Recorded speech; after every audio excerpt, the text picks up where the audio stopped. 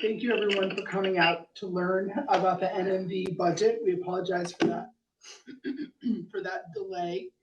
We're going to talk you through tonight what our context is on the NMV side of this budget, and our goal is that you get all of your questions answered tonight. Our other goal is that we help you to understand how the statewide narrative that's being portrayed around school spending and budgets across the state is not the same as what our reality is here in NMV, in our 4 communities here, and then the other 2 on the ER side. So I'm Lynn Code, I'm the superintendent. Morgan David, I'm the business manager. We have 3 board members in the room. Do you want to introduce yourselves? Sure. Emily Norris from Sheldon. Miranda Johnson from Sheldon. Arlene O'Rourke from Bakersfield. And we have at least 2 that I saw online. Mary, would you like to introduce yourself?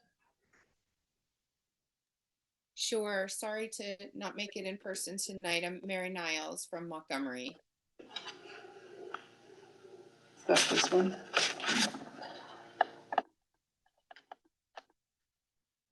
Okay, that was a little quiet. That's Mary Niles, our board chair from Montgomery.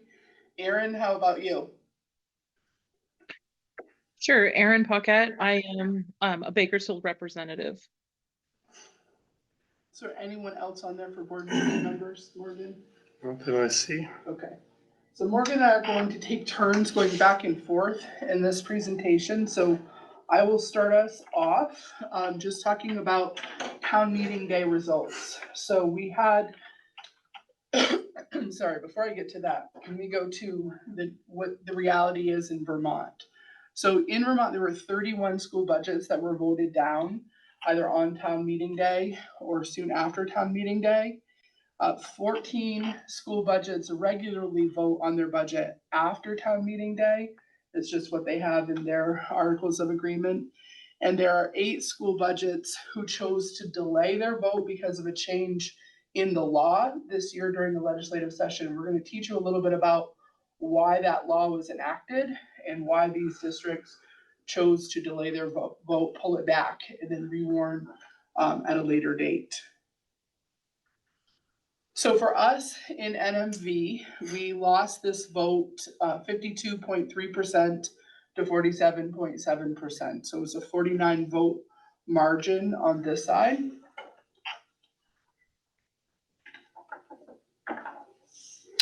This shows the voting history for NMV as a district since we first voted as a unified system. That was in May of 2019 for the 2020 budget year.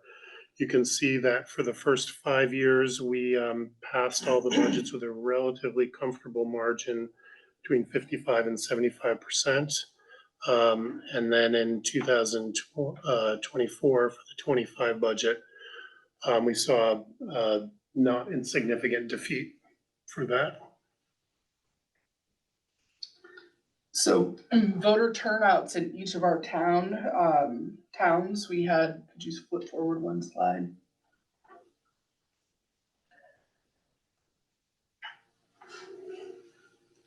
Those are the number of people that turned out in each of our 4 towns, although it doesn't feel like a lot of voters. We had a bigger than normal participation in voting, and this was a primary election year, so that might be part of the reason why more people turned out to vote. We do hope we will see people back at the polls on April 30th.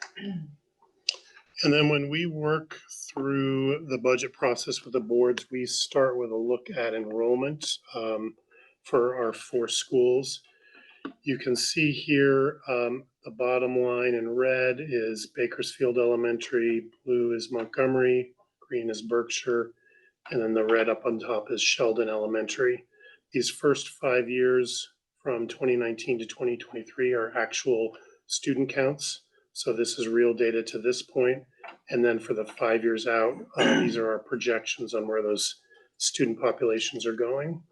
And so you can see in the next 5 years, we're anticipating growth to be relatively flat for Berkshire, Montgomery, and Bakersfield. And we're still anticipating a pretty significant growth in Sheldon.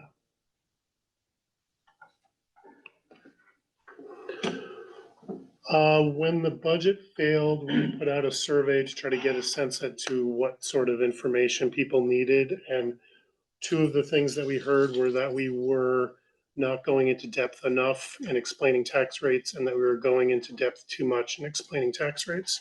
So we try to reconcile those two things. At its most basic point, the amount we spend divided by the number of kids we have divided by the yield amount, which is set by the legislature, gets us to our tax rate. The spending is the budget that you all approve, hopefully April 30th, less any revenue that we are anticipating coming in to the district.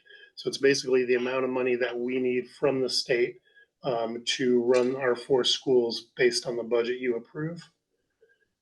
The student count is called long-term weighted average daily membership. It's a number we get from the Agency of Education, and it's a 2-year average of our student count with different weights applied to different students. And we'll talk about that a little bit more in depth later on. The yield, as I said, is a number that's set by the legislature every year. It's usually one of the last things they finalize on their way out of town. And it ensures that enough money is going to be raised statewide to support the budgets that have been passed. And so again, spending divided by kids divided by yields gives us the tax rate for the district. So this visual represents all of the districts in the state of Vermont, and it represents how much they're spending per pupil. So way at the bottom, you see that's our lowest spending district at right around $8,000 per pupil. If you go all the way to the top to our top spending district, that represents a spending of around $18,000. So the red lines on this chart reflect our partners, our neighbors in Franklin County. Those are other Franklin County schools and systems. This first black line right here represents the Franklin County average of per pupil spending. This middle black line here represents the statewide average for per pupil spending. We are down here, this is for this school year. We are the 12th lowest spending per pupil in the state. And that's for the NMV district, and the ER district is the 18th lowest spending in the state. What's the state average? The state average is 12,941. And we're at 9,970 for NMV. I had someone ask me, that average, is that the average of students that we have, or is that the average of the students that like the state gave us? With the weights. That's that weighted count. So that's the weighted count, Yes. not like how many students we actually have, but with that Correct. added, okay. Yes. So on this next visual, you can see that this right here on the left represents this year. So these are the bottom 20 spending systems in the state. So you can see that where we were, when we just talked about 12th and 18th from the bottom in terms of per pupil spending per that weighted average. This represents our spending plans for the next school year. So this represents the lowest 20 projected spending plans, the lowest 20 per pupil spending. So if our budgets had been approved as they were put in front of you for the first vote, we would have dropped from 12th and 18th to 9th and 10th lowest. After our community members rewarned their budgets for round 2, we dropped to Enosburg Richford dropped below NMV. So they were the 8th lowest spending and NMV was the 9th lowest spending. We learned last week there was one district that dropped below us. So now we are back to 9th and 10th lowest spending. The difference is Enosburg Richford is below NMV now. So what's interesting about this is that when we're in that 9th and 10th position, there are 4 schools below us that don't actually, not schools, districts below us that don't actually operate schools. So we have Ira, Holland, Stratton, and Morgan. They pay tuition for their students, but they don't have a school that they actually run. So it's an interesting bit of information to just think about in terms of what our comparison data looks like and which schools are represented below us. And of these 20 here, our 2 districts plus 1 below us and 3 above us all had failed budgets that they're going out to revote. And then there's one in here that has not voted the first time yet. So there's still a lot of uncertainty even in these. Quick question. Now, when you say per pupil spending, you're talking about elementary and high school? Yes. You're asking about our tuition payments as well. Well, when it's $9,000, you say per pupil spending, does this include elementary and high school tuition students? Yes. So Act 127 has gotten a lot of play in the press recently, and we've talked about it a lot, so I'll go through this quickly. In Vermont, we have a constitutional requirement for equal access to funding. This came out of the Brigham decision in 1997 and has been in law since about 2000, with Act 60. The way that we do that in Vermont is we weight kids differently. So we knew back then that a kid who grows up in poverty costs more than a kid who grows up in wealth to educate when they get to our schools. We knew that kids who don't hear English at home cost more to educate than kids who do. Under Act 60, they recognized those categories, but they didn't have any research, so they sort of guessed at what the relative costs were for those kids. Act 127 was meant in part to correct that. And so they hired UVM to do a study. They looked nationwide at a lot of systems, and they were able to come up with some more defensible weights. So the funding formula didn't change at all, but those weighting factors changed pretty significantly. We saw more weights for kids in poverty. We saw more weights for English language learners. We saw new weights for kids who live in sparsely populated areas. Makes sense. Transportation costs more here than it does in Burlington. There were some additional weights for kids who are in small schools. These all generally benefited us more than they benefited the rest of the state. So districts that were historically disadvantaged like ours now had this additional capacity. The law recognized that towns or districts could either use that to plow down their tax rate, or they could use that to invest in those schools and those kids that have historically been shorted. But the intent of the law was pretty clear. They wanted those districts to be able to do better for their kids. Conversely, there were a bunch of districts that were on the other end of that formula. So they had a good ride for the last 25 years, basically counting a bigger share of the students in the state than they had rights to under these new weights. So the legislature recognized that those districts were going to have difficult budget conversations in their towns as they were trying to adjust their spending down, and they gave them a 5-year phase-in to adjust their spending. The way they did that, and I think we talk about this on the next slide. I'll talk about the way they did that after this. So the dollar yield in that formula is the third part of the tax calculation, and as education spending goes down, budgets are reduced for whatever reason, the dollar yield goes up. And that's because there's less money that the state needs to raise to fund those budgets that have been passed. And as that dollar yield goes up, everyone's tax rate goes down in the state. There is in Vermont a tax rate floor, which we'll talk about later, but basically no district in the state can go below a $1 tax rate. Has that always been the case? Yes, I believe since Act 60. So this graph shows a timeline. We're going across the bottom from January 1st to about the middle of February. And this red line in the middle is our current year tax rate. So for the district, it's about $1.15, and that's before any adjustment to the CLA. You can see that yield figure as it had been adjusted throughout the first 6 weeks of the year. As the yield rate goes down, the proposed tax rate has to rise. So when the board met on January 3rd, they approved the budget, the first one we voted on, and they had anticipated coming to the voters with a $1.14 tax rate, or about a penny drop pre-CLA. 10 days goes by, the legislature puts out a new estimate for the yield.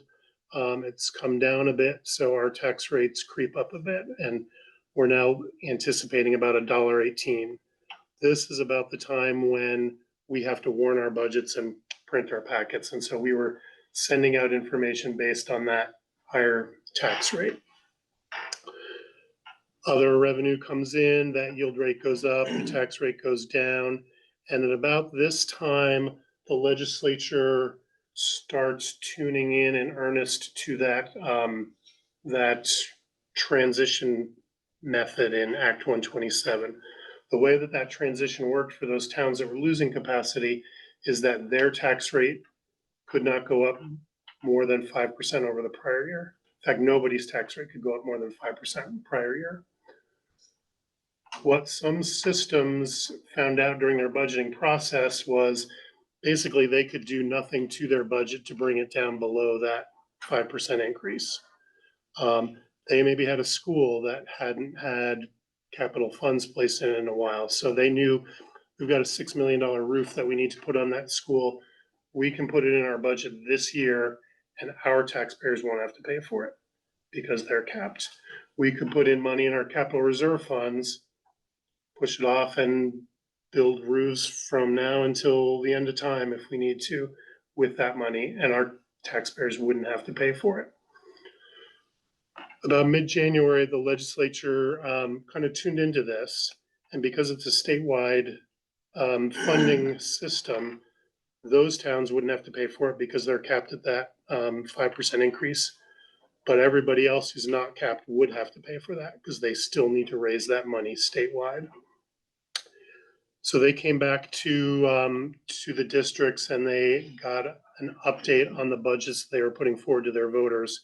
And when they got that information and they realized where they couldn't raise money, they put out a new yield number, which tanked pretty dramatically.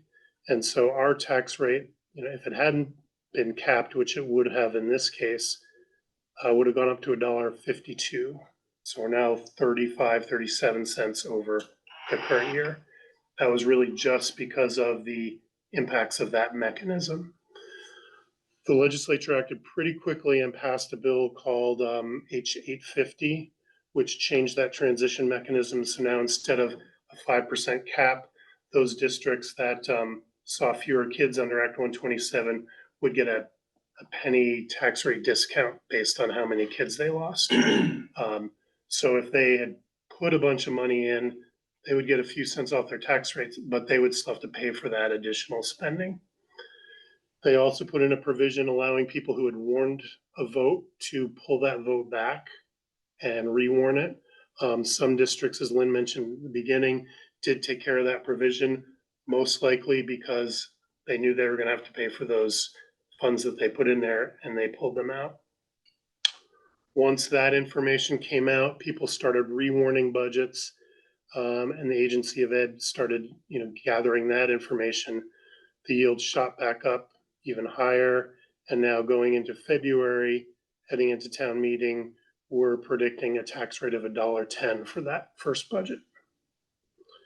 So I think I was on a call today, and we're very thankful that the legislature acted as quickly as they did. We were headed towards real chaos if that bill hadn't passed. So now we're looking at NMV's tax rates, again, starting from the first year that we were a unified system in FY20.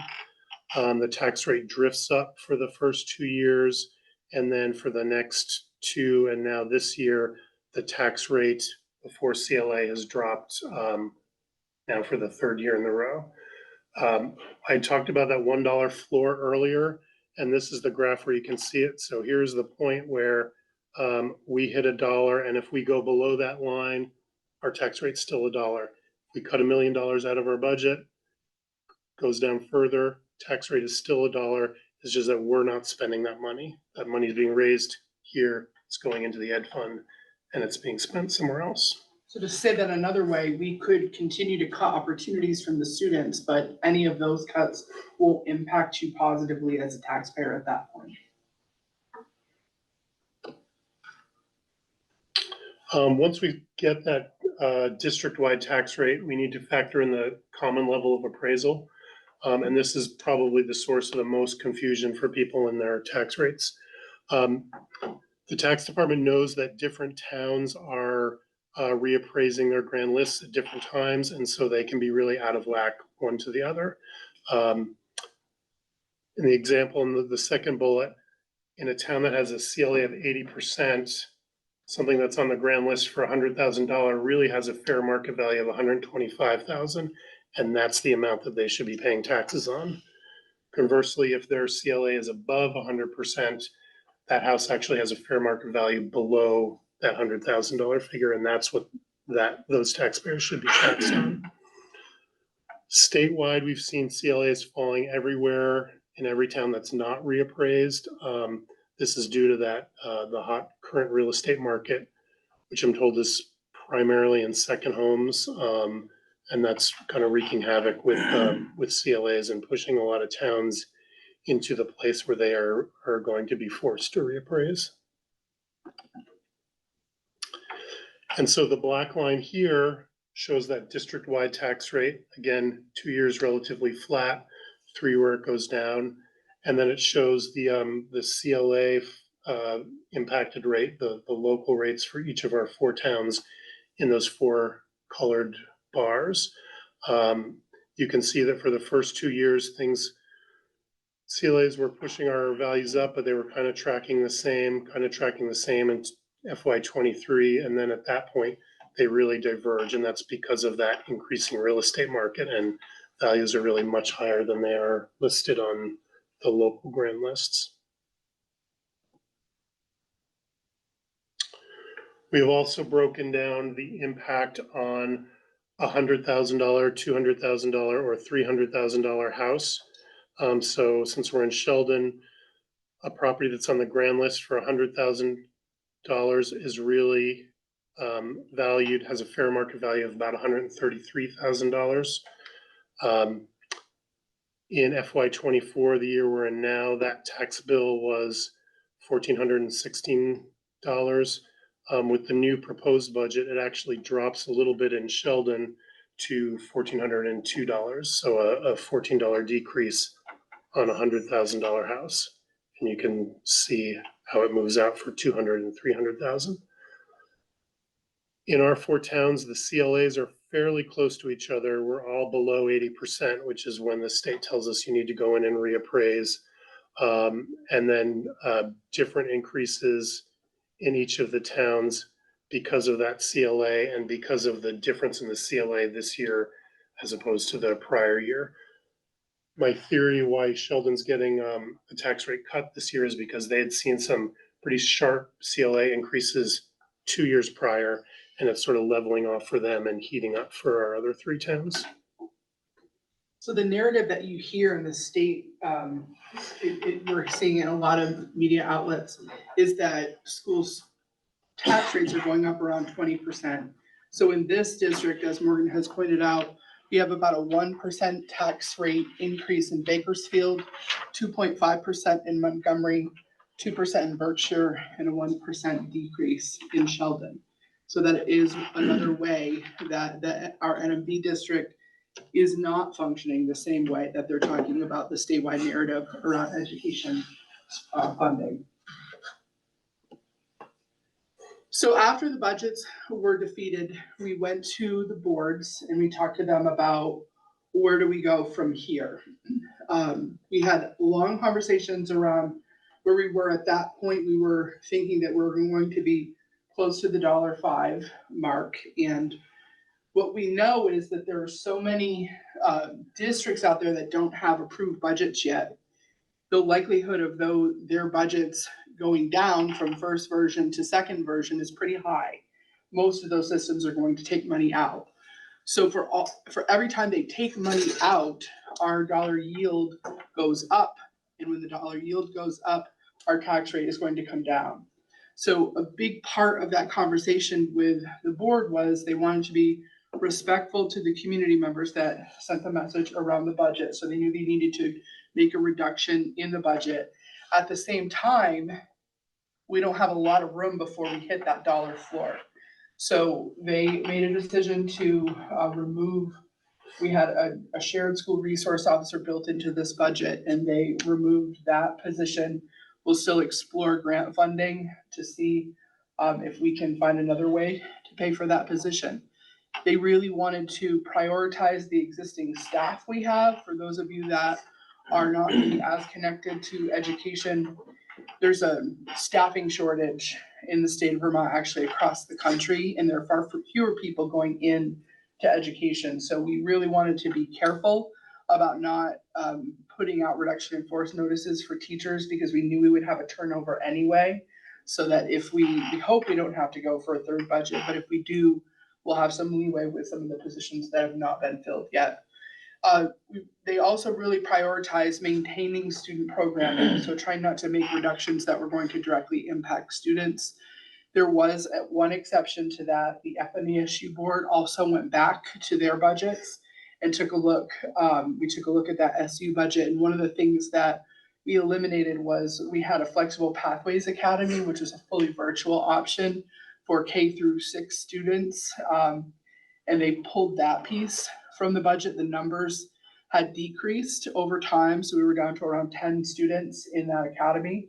So that is no longer an option that came out of that budget. But other than that piece for the student programming, they tried really hard not to let anything else impact programs for kids.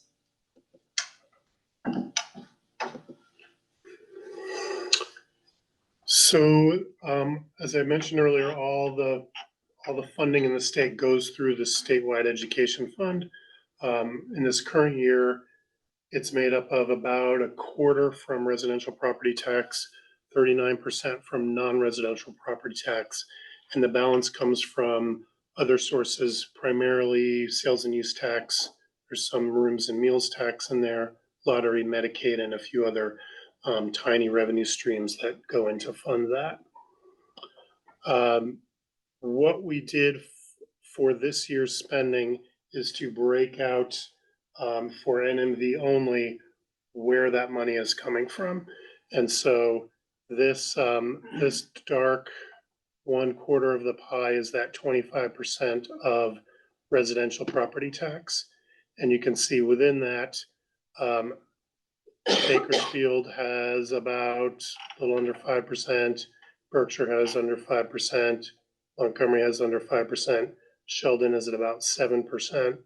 And the dollar amounts are up here in terms of how much is raised in each town. And then we get to an amount that is raised from residents outside of our 4 towns. And so we point that out because in my town, Montgomery, people are still pretty convinced that they're a gold town and that they're raising a lot more money within their town and sending it to the ed fund than they're getting back. And it's been a long time since there's been any gold in any of our towns up here. This is the figure that we're getting from folks elsewhere in the state.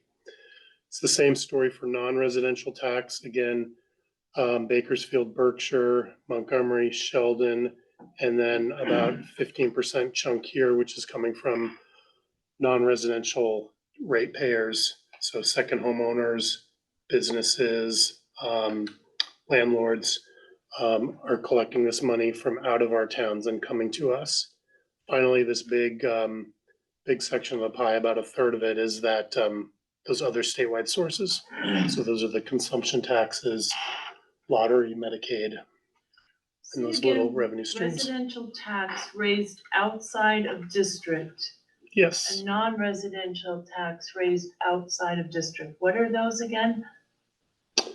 Those are monies. So when you pay your residential property tax, it is going into the ed fund and then we get it back. Right. There is more coming back than our 4 towns are putting in. And so that's being put in from somewhere else. And we're going to share this slide deck with folks so you don't have to take Sharon, notes. that isn't true for some towns. Some towns put in more Right. than they take out. And that's what that little piece of the pie reflects, is that they're helping to fund this piece Right. of ours. Yeah, and it's really a function of how big a grand list you have compared to how many kids you're educating. So if you're in a in a ski town that has mostly second homeowners, you might not have that many kids, but you've got a pretty high property value. And so those towns are the ones that are supporting districts like ours. I write things down because it's another way to remember, but I will appreciate any nice handout that you have, because that is very helpful, and I think it's really helpful with the dialogue with community, those numbers. I'm gonna send a paper around if you want the slides. I'm gonna ask you to just put your email on it. Can we back up to that other slide? Yep. To me, it's, non-resident, because we could be in the same boat we were 3 years ago with the hydro tank. They fight their appeal, because we're basically taxing them out of town. And for them to make profit, the only way to make profit is to cost less expenses, and that's the easiest way to, we could be in the same boat we were 3 years ago, 4 years ago with them. Right, and that's them contesting their appraisal, which, you know, they have a right to do, but that's not in the purview of the school board. I will say that the legislature is at least beginning to talk about this concept of looking at your non-residential grand list and further splitting that up, so that you might tax businesses at a different rate than second homeowners. You might tax landlords at a different rate than businesses or second homeowners. So I think they're beginning to explore whether that's feasible or not. I think there's a sense that that we're putting a lot of burden on businesses, that we need more landlords because we have a housing shortage. And so trying to figure out a way to have the tax that grand list benefit them. I don't think it'll go anywhere this session. I don't know if that'll go anywhere in the future. But that sort of kind of gets at what you're talking about as well. Because we could be like, was it opening there where the business just pulled right out of town? Yeah. Is that what it was? I have no idea. Just had a quick question, Morgan, just out of curiosity, not just gonna affect our tax rate here in Sheldon this year, but what was the total NMV education spending for last year? The year that we're in now was this 18.9. We have a little bit of local revenue, not as much as the other side. So on the Enosburg Richford, they get a significant amount of money from us in tuition payments for the high school kids. So that's not part of their ed spending. We don't get that many, we don't have that many sources of other income. We get a little bit of interest. This year we got a small schools grant, but it's certainly not the lion's share of this. Was that your question, or was your question around the total budget? Total spending, actually. This year it says, for fiscal 24 is 18.9. What was it last year? In 23, 23. I can get that for you after. Is it in your slide 4? I don't think so. Okay. We walk the board, and for those of you who've been to other presentations, you've seen this before as well, just trying to kind of reorient people to what we spend our money on as a district. In NMV, this red half is what we spend on our own people, mostly salaries, a significant chunk for health insurance, and then a chunk for other benefits for our employees. This blue section, services, is largely what we pay for somebody else's people. The biggest chunk of this big blue wedge is tuition, primarily high school and tech center tuition. There's also some pre-K tuition that we're required to pay in here. In terms of other pieces of the pie that are significant, other services include some transportation paid locally, as well as the supervisory union assessment.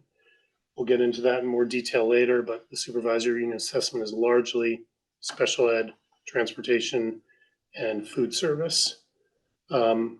A little bit of debt service, the loans we've taken out to build our buildings. And then this last less than 3% in green is what we spend on supplies and utilities. So it's crayons, it's paper, it's Chromebooks, it's also our electric bill, it's also our Vermont gas bill. And we bring this up because certainly when I was on the board 15 years ago, people would come to our annual meeting and say, if you guys only spent less money on photocopying, my taxes would be so much lower. And so when we have those conversations, we're talking about this 3% of the budget. And so certainly with the board, and we try to share that with the public, if you can't control the tuition payment, really any budget decisions are going to be around our people. One thing I just want to say before you move on, Morgan talked about that big piece of the pie that represents high school tuition. As a sending district, we look at the total number of students that we have in high school. So we have a very small senior class leaving and a very large 8th grade class coming in. We actually have that this year and next year.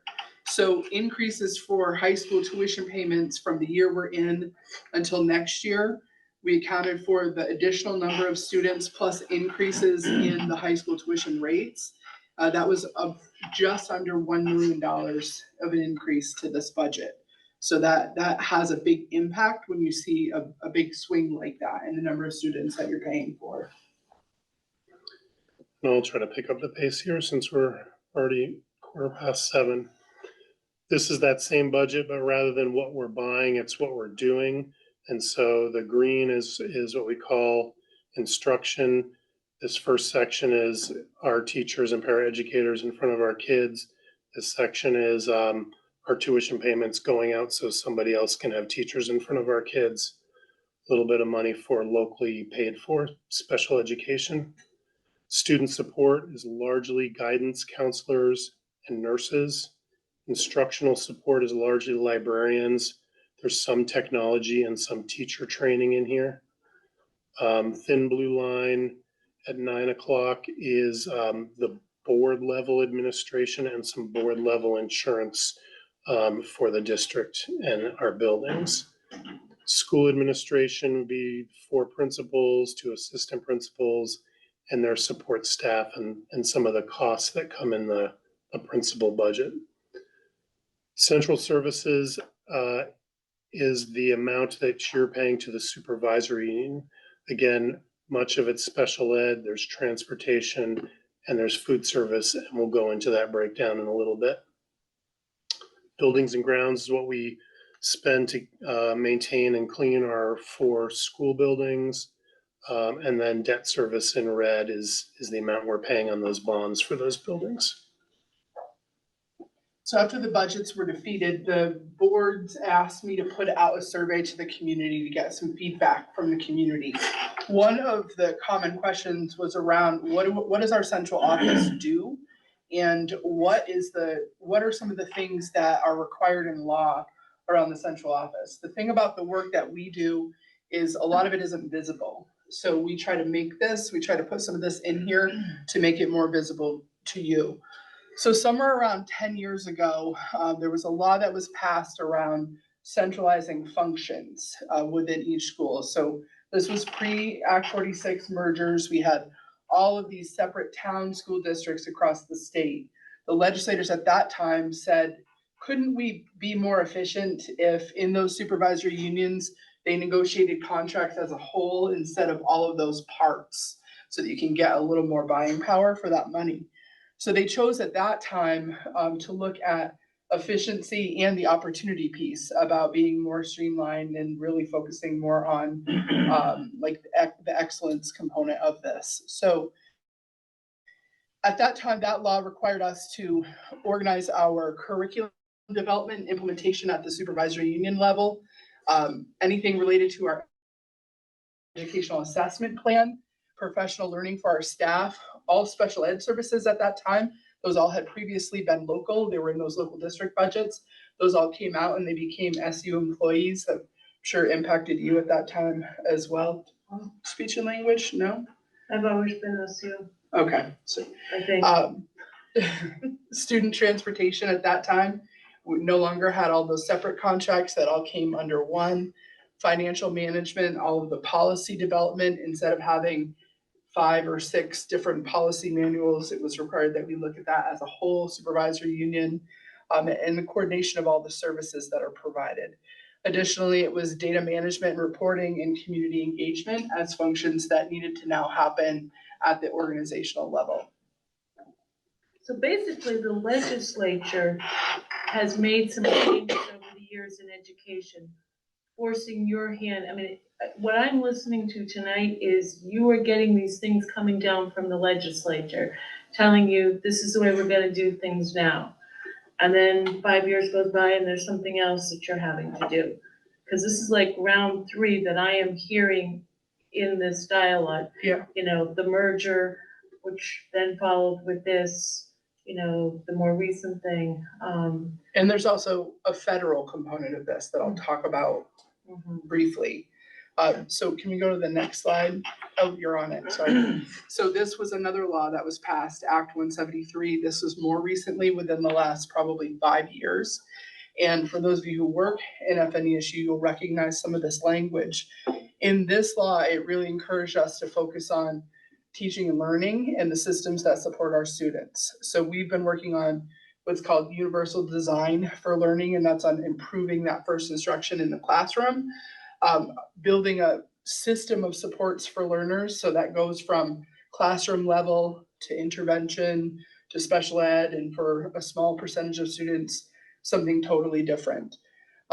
Again, there was language in here about special ed rules. Some of those rules changed when this law was enacted. And there was also a kind of a partner law that went along with this. Data collection and analysis, professional development, family, community engagement, transition planning around students in special education. There was language around our work around equity and inclusion, collaboration with external agencies, and compliance with state and federal laws. So what we did was we tried to take a look at all of those things and put it together into a visual, which I pulled out of this slideshow. But it really was looking at what are the elements, to your point, Sharon, that are required by state statutes? What are the elements that were required under the federal law that we have to contend with?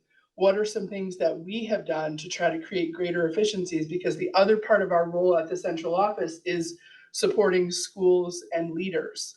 So if all of those pieces that we're holding had to be done within the school, the principals would be managers. They would not be instructional leaders. So we hold many of those things, some of the things we've chosen, like, I'll give you one example, but there are others. Early education is a really complicated process. It involves both the Agency of Human Services and the Agency of Education. It takes a tremendous amount of time and resources to be able to navigate that. We do that at our level now because it's much more efficient, because what our goal is, we want principals in classrooms working with teachers to support instruction so that those teachers can ultimately support learning and improve learning outcomes for our students. So there were some local decisions around efficiencies that we made, but a lot of that had to do with state and federal regulations as well. It makes me, I just came from New Hampshire this morning, and it makes me, and I was looking at, actually, I should share this, a budget in the town of Moultonborough, which has a heavy non-residential population, $40,000 a student. I just about died. They get all the lake property taxes, but it makes me think, so what do other states do? Because in our rural state, I mean, we're what, the second most rural in the country. How do we keep going on with all of these mandates and things we have to do? Because I worry about the level that we have to do all this. I mean, I see this happening in the school, and you have 2 people absent on a given day, and you had a meeting on something, and it's really hard to get together and look at things because you're only a group of 5 and 2 people are missing. And I just worry about where we go from here. It's kind of depressing. And I don't want to, I mean, I want to be able to be a voice in the community.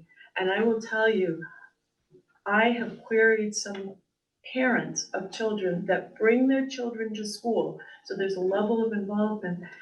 And they couldn't tell me the name of the school district, and they couldn't tell me the 4 towns that are in our school district.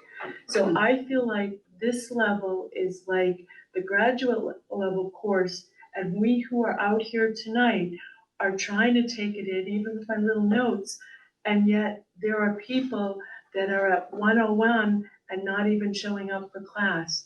And how do we have that conversation? I would love to leave you with this, if you have thoughts or if other people have thoughts about different ways that we can engage our community to try to get them to come out to learn some of these things, because we're out here a lot, where we I know.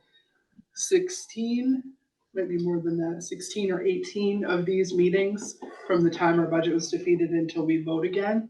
So we want people to come. We appreciate all of you who are here. And maybe one thing that you could do is say, hey, there's 2 more meetings for the NMV side. Please go to those or watch this video. I'm gonna start by telling them what NMV is. Yeah, That's where we're at. yeah, that's the challenge. And of a it's not the supervisor. people that don't have kids, because that's another whole discussion. But these are the people who have an investment in the school.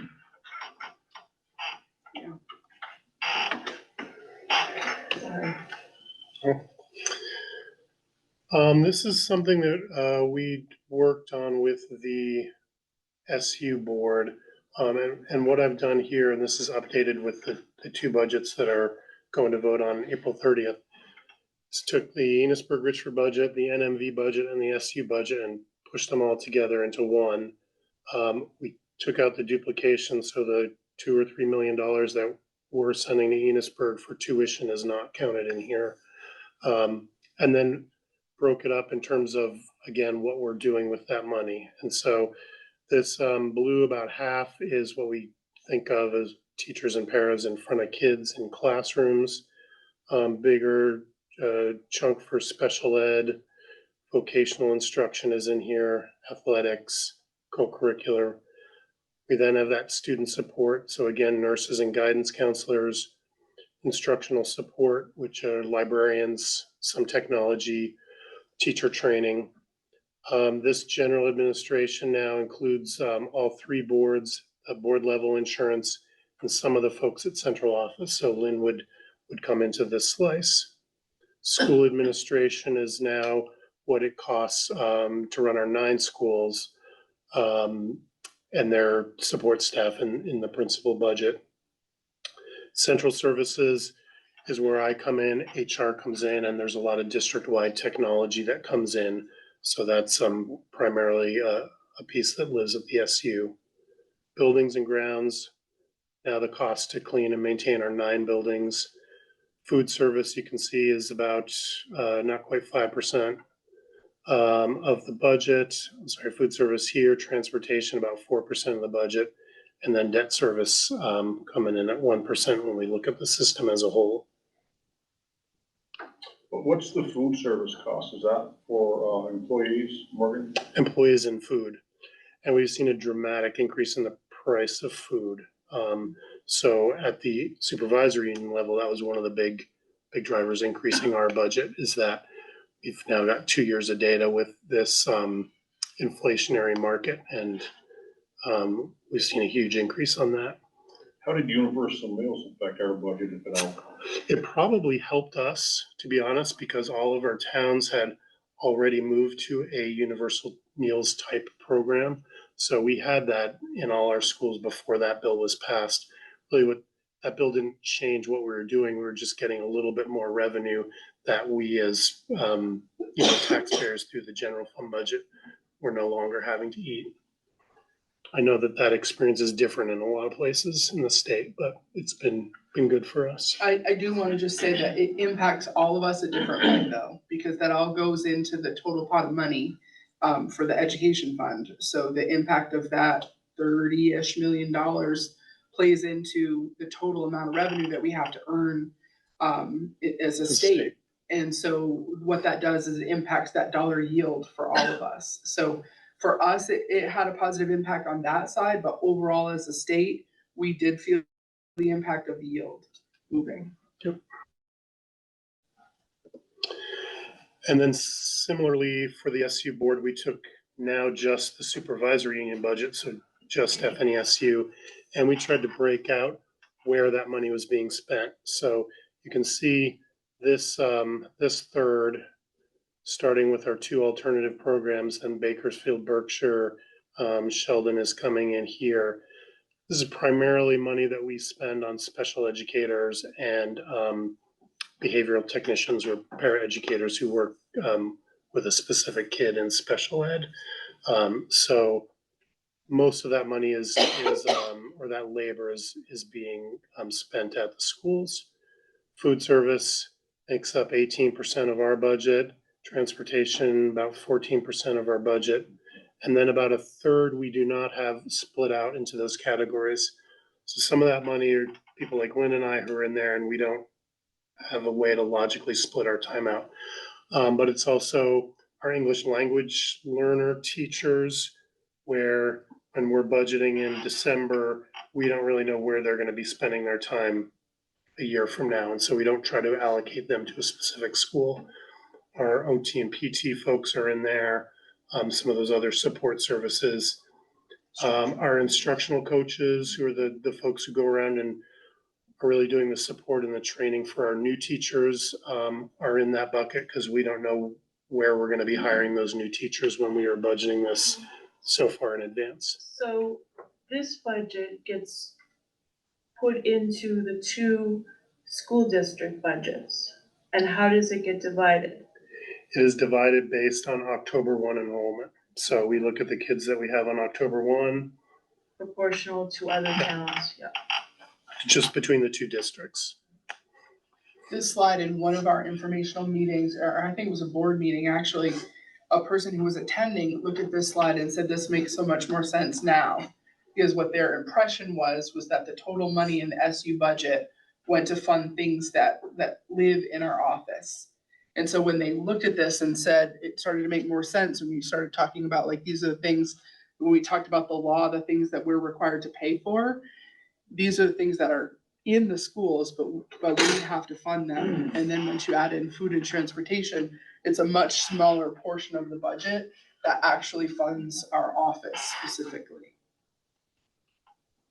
Just for clarity's sake, because most of you guys are Sheldon residents, in terms of how many kids are in the schools in NMV, Sheldon has the highest population of kids. We're at what, high threes? 60 right Yeah, now, I was gonna say 70? 370, and that's almost equal to Enosburg High School, A little bigger right now. a little bigger than Enosburg High School. So when you look at this pie chart in comparison with the kids that we're educating, it puts it in perspective, at least from my opinion. There's a lot of kids in the school, a lot.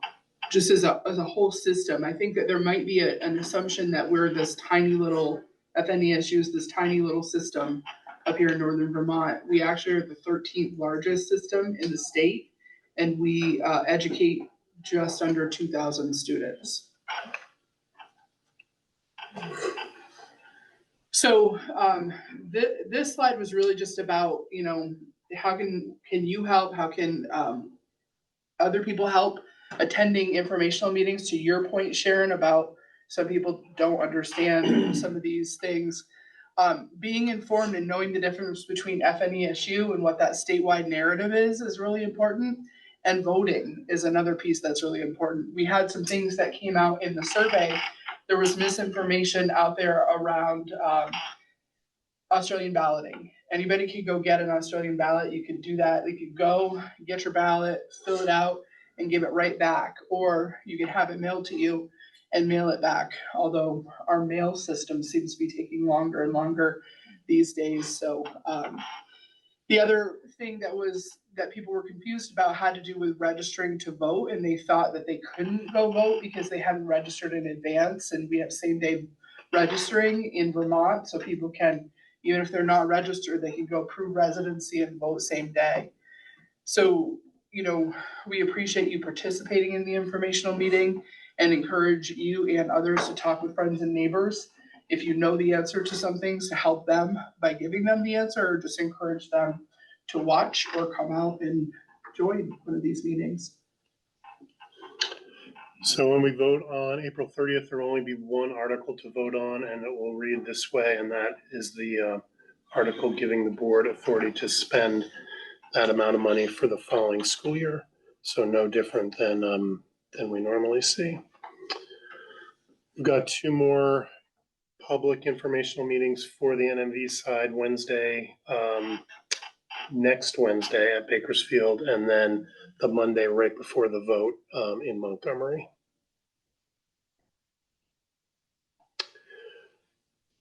The polling locations are the same for all towns except for Sheldon. Sheldon normally votes on town meeting day at the school.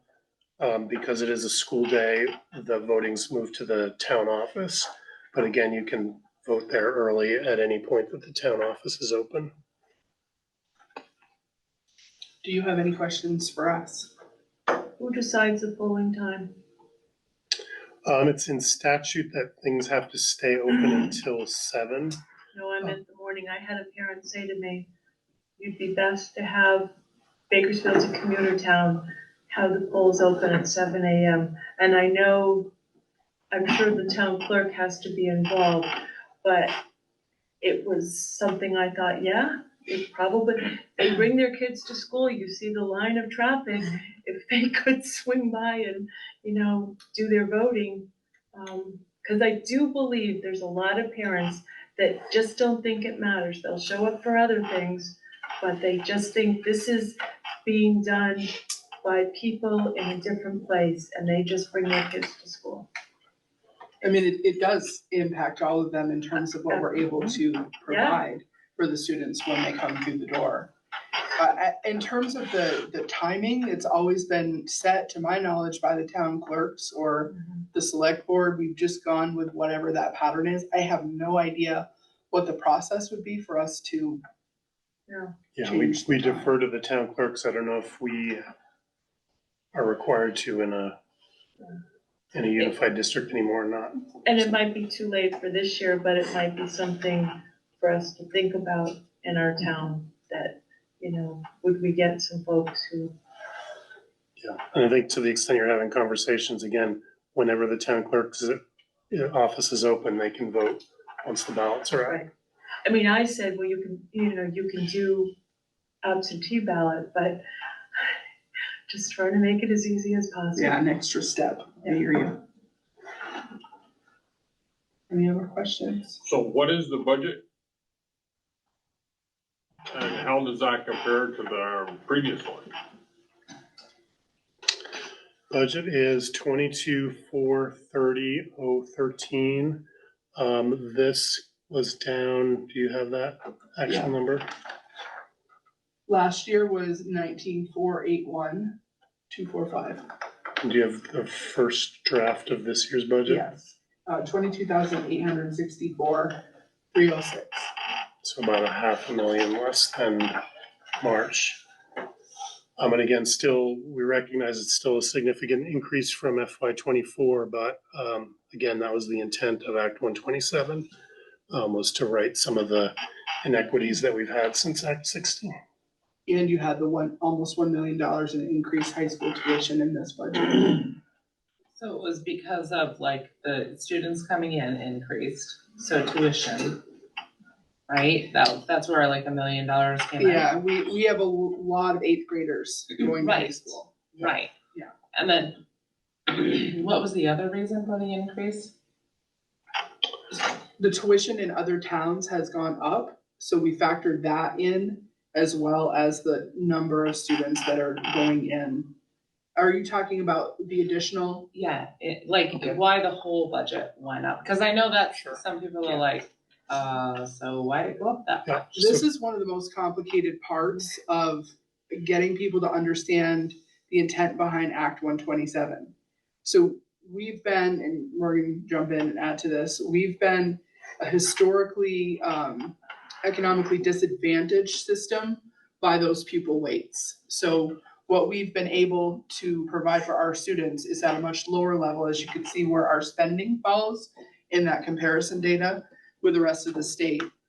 So by changing those weights, they wanted to provide an opportunity for systems like ours to spend more without the community feeling the burden of that additional spending on the tax rate.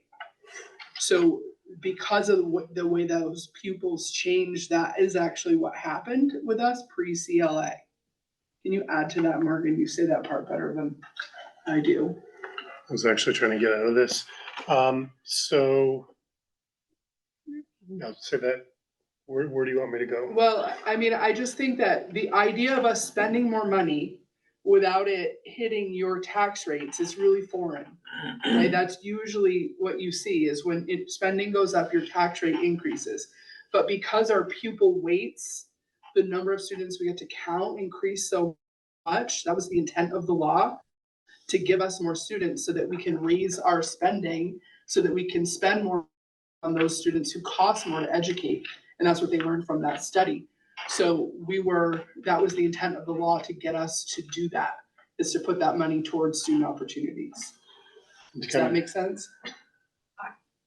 I can try and speak just from a community member, board member. So when we were developing our budget, based on what Lynn had said, we know because of this new act, they're essentially giving us more money for kids, right? So there's that. So they're like, here's an extra X amount in your budget. What do you want to do with it? That is a whole thing to this pupil. So in Sheldon, we don't have a STEM teacher, which is kind of the norm in the state of Vermont. We don't have foreign language. We could go on and on and on about what we don't have compared to these other schools. So this is our opportunity to build a budget that gives these resources and access to programs to our children, but it's not costing us as taxpayers dollars because of this equalized pupil, the weights, how it's working. But then, as Morgan had indicated, other districts started inflating their budgets, right? So then they said, whoa, Sheldon, we're gonna give you this money, and all of NMB, we're gonna give you this money, build your budget, and now they're saying, oh, no, wait, no, you can't. Because now all of these other systems have jacked their budgets up, which puts us in a quandary. Do we now take away from our children? Or do we put forth a budget that we feel very, very strong and passionate about? I feel good about the budget that we put forth. We're not shooting for the moon here. We're really not. I mean, if you walk through any of our schools on any given day, you have staff wearing multiple hats, juggling. I'm a classroom teacher, now I'm a para. I mean, we do a lot with a little, and we're okay with that. We're not shooting for the moon. But when you see a budget increase of X amount millions of dollars, we were given a green light to do that, to give our children opportunity in a historically disadvantaged town. So they gave us the green light, then gave us a yield on that. Oh no, don't do that. And now our budget failed. And then the media doesn't help with the fact that all over WCX and whatever media outlet you follow, you're seeing there's an 18, 19, 20% increase in your taxes. There is not here. There is not. So when you look at the rate specifically for Sheldon, our tax rate is going down. But yes, our budget is increasing. Is that helpful? Yeah, like that's the part that I get. I think just specifics of where the money would be spent. Do you know what I mean? Like, because whenever you look at a budget, you kind of say like, okay, Line by line, where is it going? Where is it Very going? black and white, where's What's it it going? going Yeah. for? Yeah. And things like that. So like, I get like, Yeah. 88 students are coming in and like 40 are going, like I get that. I get that budget increase, like the $1 million. But I think like as a community, some people go like, okay, where's the rest of it You going? also have to remember, this school district is more towns. Yeah. So it's really hard sometimes to delineate that, because it might be something that's happening in another town in our school district. And so I think people by nature, and probably the fact that we still have town meetings that are just our town, they think of community as being this community. I mean, I walked in and I'm assessing the room and saying, okay, you all look like you're from Sheldon. I'm not, but we're in the same school district. Mm-hmm. And I think this is what we're grappling with the whole merger stuff. People haven't figured out how that works. So you're gonna have a STEM program, Bakersfield's not, because that isn't something we chose to add, but it's in this. I would love to think that schools within a school district could have specialties. So Sheldon could have the science program, and Bakersfield could have the drama program, and could somehow get to the program they needed. So to your point, Douglas, Yeah. some of that was information that we went over in the round one budget presentations. And we didn't really go there, but if you have specific questions, each principal builds their budget, and all of that comes to the board. So the board took a look at it. I could zoom through quickly and tell you what was additive in terms of programming. If memory serves, besides the high school tuition, which is the biggest part of it, I think in your last presentation, Morgan, you said food service actually represented a fairly large amount of that increase. Yep, and that's, Again, another SU cost budget. you can't really control. right, that's passed through. And then the other significant one, and then Lynn can talk about specific positions, is that health insurance is up 16%, and Yes, that's that's it. 10% of our budget. So, as I'm thinking about FY26 and trying not to hit that dollar floor, I'm already looking ahead at what we're gonna be anticipating for increases just in terms of salaries and health insurance, not adding positions. And Right. it's, And again, the health insurance being a level that is set by the state system, not by the people here. So I think there's at least 3 areas. I don't know that it accounts for the entire dollar increase in the budget, but we're talking about 3 areas where you have this. It's just a natural thing where you have an 8th grade class that's bigger than your 12th grade class. That's going up. You have food going up. That's a function of the market, and you have the health insurance premiums going up, which is a function of the state system. So it's nothing that you guys have control over, and that represents the lion's share of this dollar increase in the budget. But I think that's good for the public. Yeah, well, it's to certainly, know. You know what I certainly mean? Because important. sometimes you Yeah. leave these meetings, like I've already been to one, Right. and you go like, okay. And then you're like, people ask you questions, you're like, Yeah, I right. don't know that specific one.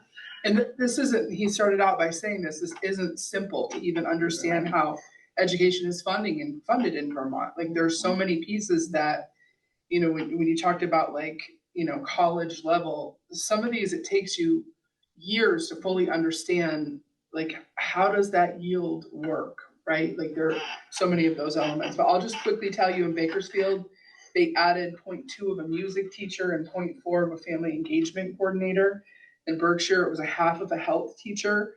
They reduced an interventionist position, added 0.6 of a family engagement coordinator, and added an assistant principal. In Montgomery, they added a half of a health teacher and 1.15 paraeducators and a 0.2 family engagement coordinator and a half-time custodian. In Sheldon, it was a full-time health teacher and a full-time STEM teacher. Wait, I may have that backwards. No, that's right. And then 0.8 of a family engagement coordinator, and then 1.0, it'll be half-time office assistant and half-time paraeducator support. And district-wide on this side, we reduced a health teacher and we reduced a tech integrationist who ended up being at the SU level because he had greater capacity. So he's going to be serving all the schools instead of just these 4. We increased by 1 SRO in the original budget, and we reduced that in the second budget. and of those, one of those positions is currently filled and is paid out under ESSER. So in NMV, there's only 1 position coming over from the ESSER budget that is ending. One other point I'd like to make, because we've been kicking around the $1 million in tuition. And there's never a good year to absorb that, but if we didn't have that coming in this year, we would have been well below the dollar floor. And the conversations we would have been having with the board was, we know you've added a bunch of positions and you're gonna have to fight to get this budget passed, but you're still leaving money on the table. What are we gonna do about that? And, as long as we stay in that bottom 20 of the state, we're gonna be skittering up against that floor until the funding formula changes. Any other questions? The information for this, the only way I got it is to my wife on Front Porch Forum. Other than that, I have no idea. We have it in a lot of places. We have posters in all of the towns. We've got a mailer that's going to be going out. You should receive it sometime next week. We've sent a lot of information out to families. We started doing the front porch forum to try to capture people like your wife in the community. So love to have suggestions if there are other places. We have stuff in our town clerk's offices and in our libraries within our communities. So if there are other ways that you would want to receive the information or suggestions you have, it's harder for us to reach community members than it is to reach parents and staff members. Particularly when it's not on town meeting day. Yes, exactly. So you cut about $430,000 out of that. How did you cut that? So part was the SRO position from version 1 that was taken out. The rest of that was primarily changes at the supervisory union. So we adjusted food service in terms of what we think we're spending and what we think we're going to be getting in terms of revenue. We reduced a curriculum coordinator position from 260 days to 200 days, so a part-year position. The Flexible Pathways Academy for K-8 we removed. We still have 7 and 8 option. K-6 we removed, and there was. And an assistant HR director position that we are not going to fill. I think that's. But it's still almost a $3 million raise in the previous year. Because it's needed though, because it's needed. And I think our kids, currently are much harder to educate than even when I was in grade school. The needs of our children in the community, from a behavioral, emotional, mental health, the needs are so great, and it's, I think, unlike what a lot of us have ever seen, unless you're living and seeing it day to day. And we need to support our kids. This is a safe space for kids, and we want to raise good humans and put citizens out into the world who are educated and caring. And it takes educators to do so. And once again, I just want to highlight for Sheldon specifically, tax rates going down.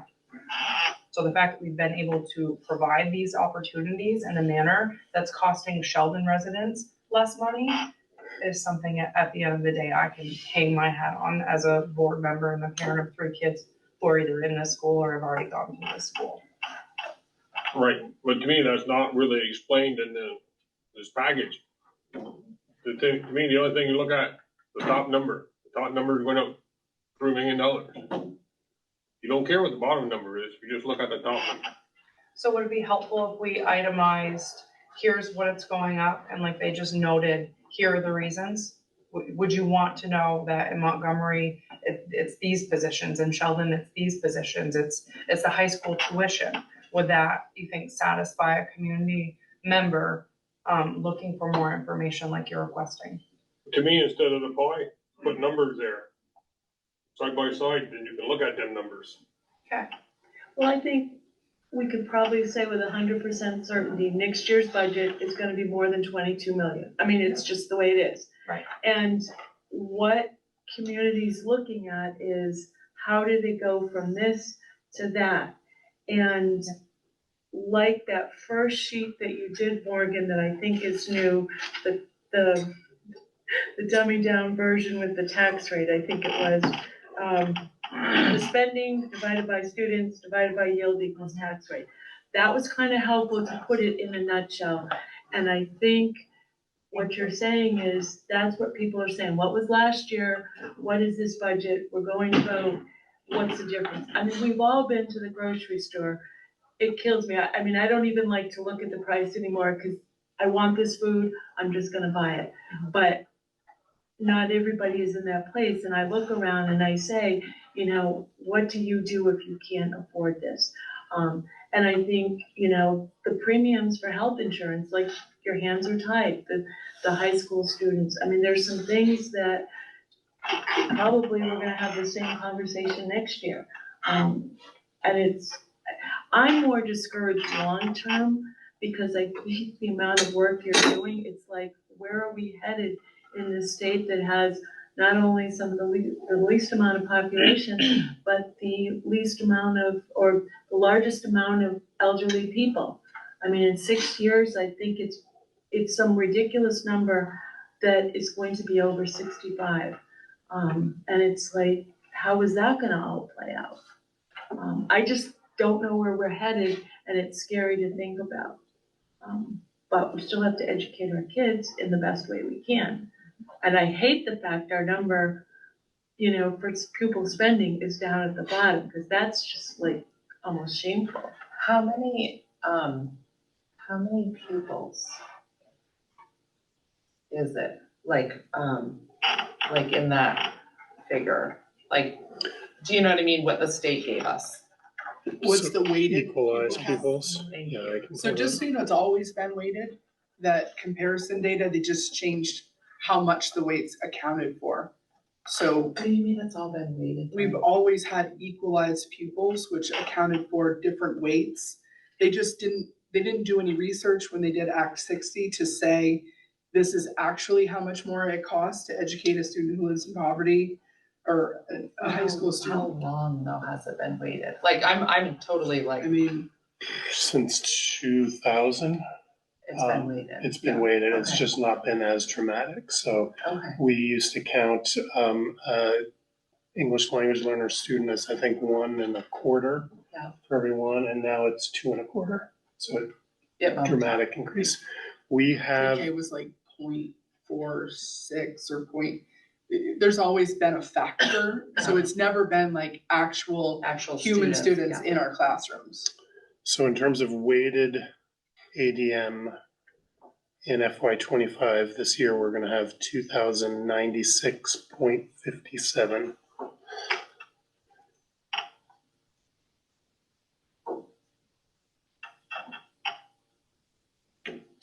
$2,096.57, and that's the weighted. That's the weighted. How many pupils? Do we know that? Actual human children, Human about children. 1,980. To your point about the more detailed budget, we do have that on our website, and on the flyer that you're going to get at home, there's going to be a link so that you can look at that and go to the website and take a look at that. I realize that. I don't play with the computer, so the only thing I like to look at is this. Because when I'm doing my business in the morning, I can sit down and look at this. I don't play with the computer. So them parts, I'd have no idea. Just curious what that, Town report. does it have school information in it? No, So we sent have it it. separately. Yeah, you should have gotten a mailer that told you that you could get the school report at, I'm gonna add you, do you have an email address? no. I want you to give me your address and I'll mail you what our annual report was. I wonder if I can print from here. Where did you get that? I mean, it's report? got stuff written on it. They'll send it to me. The nail and children. Okay, so we don't mail them anymore in Bakersfield. You can come in and get it. And the school stuff We was there. put everything in the town clerk's office and if people wanted it, they just had to go get it or they could access it online. That was sent out. You should have gotten a postcard that said that. That went out to the voter checklist in every town. Like, this is. You get a lot of return, This is what I got. material actually. when you mail it out. But there's no numbers. There is. Stacks. Because I really, I appreciate the information coming directly to my mailbox. It's always been important and continues to be. Hey, still to Black Lantern up And I guess that it's a savings. Yeah. There's no numbers. It's not like this. Yeah, we're open.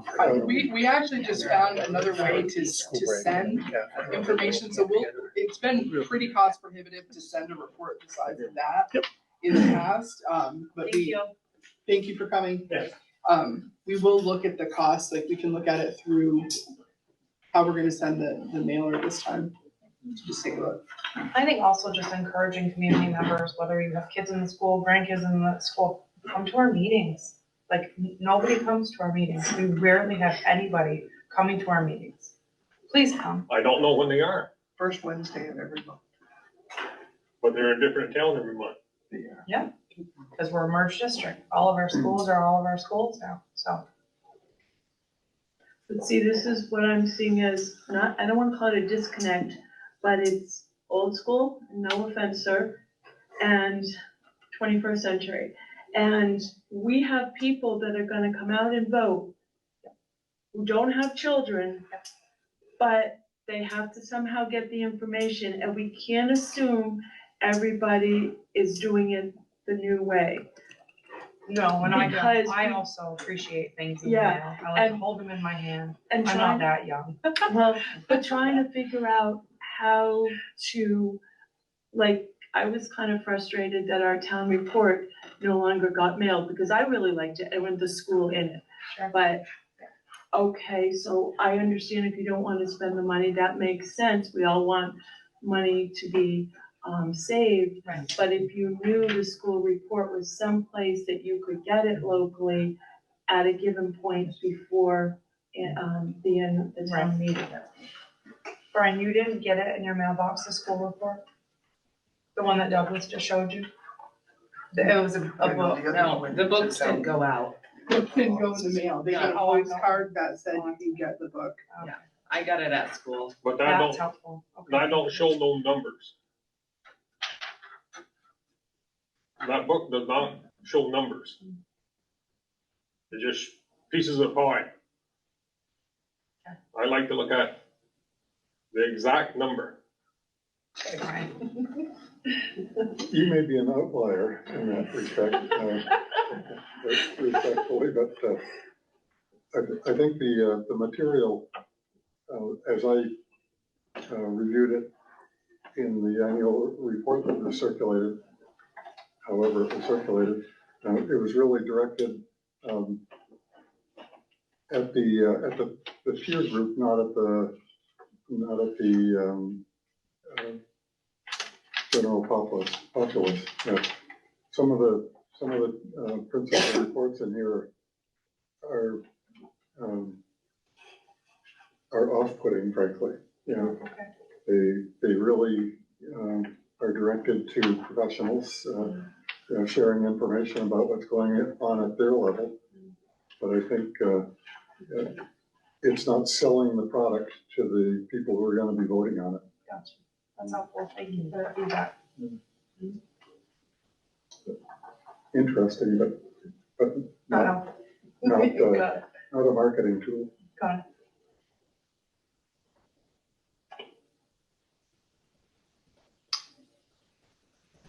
I would love to do coffee hours on a Saturday and just let people come out and have conversations like that.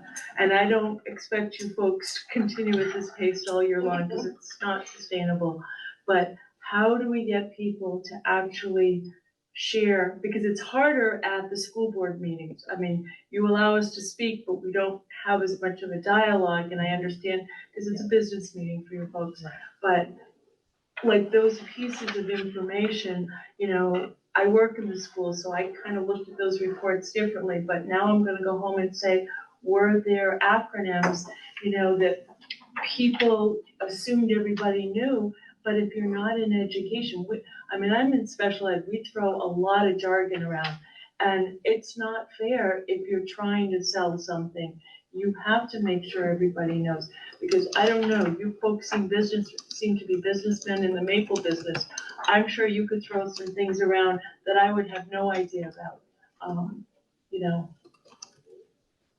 Well, your perception is incorrect in that respect. Okay, you're not sugar bakers. That fact notwithstanding, I do think you touched on something that it came up earlier about nobody, you mentioned it, didn't know what Northern Mountain Valley was when you were quizzing them. And I know it takes extra characters in the reports to spell it out, but it sure makes the read a little slicker. It surprised me that parents who have children in the Northern Mountain Valley School District do not know that it's called that. You know, and that just makes me realize that how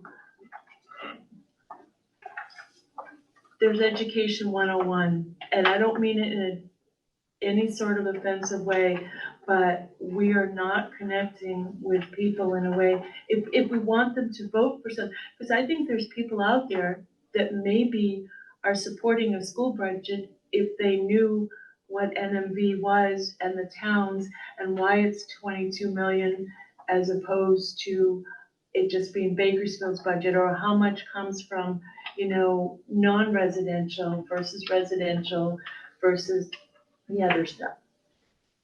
So I got the feedback about it would land better if it landed in your mailbox for one, and Speaking for myself. well, and I was writing down some of the other points that you made. You said your wife found this on Front Porch Forum. Are there other ways that you can imagine that we could better connect with community members who don't have a direct connection to the schools? To mail the book there to all the taxpayers. Is there another way on top of that, like, so we can engage you more regularly than that one time a year? Well, I applaud the little postcard that Brian was waving here, that was a good visual, I thought, even though it did suggest that you've succeeded in maintaining our cost in the bottom 20. Yeah, so a great visual, and I think if you can trumpet those little successes on more than one occasion, you could call people's attention to the activities and the successes within the district. Is there a place that we could put that for you to see it in the community? Oh, my mailbox. I know for that part. Are you suggesting a regular mailer? Like we do a monthly community newsletter, but I'm guessing that you don't probably see that either. I'm thinking that's probably online. Yes. I haven't subscribed. Is it a subscription or? It is, it's on our Facebook page. It gets posted to our website. Well, it's a lesson for those of us who don't spend a great deal of time on the various avenues. Would a paper copy posted at the town library be helpful? Well, I'm sure it would be helpful to those who are frequent visitors in those places. It's hard to find a place. Yeah. I know, like, I'm Bakersfield, and really, that's all we have, is the school, the library, town hall.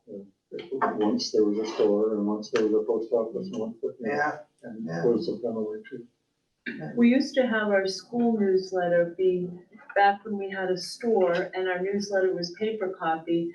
Paper copies would store, and that was nice because folks who didn't have kids might pick up one of the bulletins to just see what was going on. So I think We do still have one store. Yeah. Yeah. okay. The other place made sandwiches, and while you were waiting for your sandwich, you could pick it up, is what I was thinking. Because to me, to navigate it is just like trying to navigate into the DMV. The website. Correct. The internet, yeah. When you go there, it's like you're lost. Too many clicks. And if it ain't spelled just correctly, you must be looking in air. Mhm. Because it's supposed to be a capital letter or whatever, and if it's not a capital letter, it does not come up.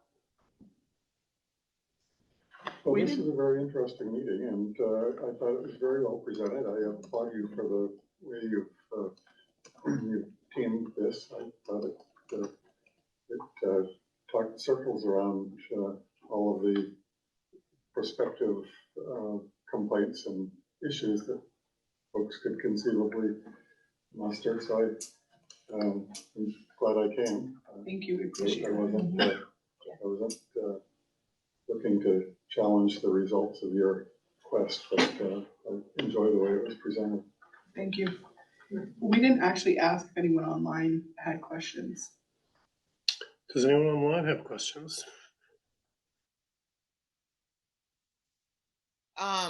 This is Mary. It's been a little challenging because we're just looking at a black screen, so we can't actually see anyone in the room there. Mary, what we've learned from this meeting is we can't give Courtney the night off again. That's exactly what I was thinking. I was like, Courtney's not there to finesse the tech. So no worries. I appreciate that folks came out and you all did a fantastic job kind of explaining everything. So thanks. Oh, there you are. Oh, now you're gone. Yeah, we don't want that. We have the owl going, but that's not, It's all good. there I we know go. the Zoom piece is a little challenging. Oh, there you are. Great. Well, thanks. I won't belabor the points that everyone's been making, but thanks so much. Can I get your address? Thank you, everybody, for coming. Thank you.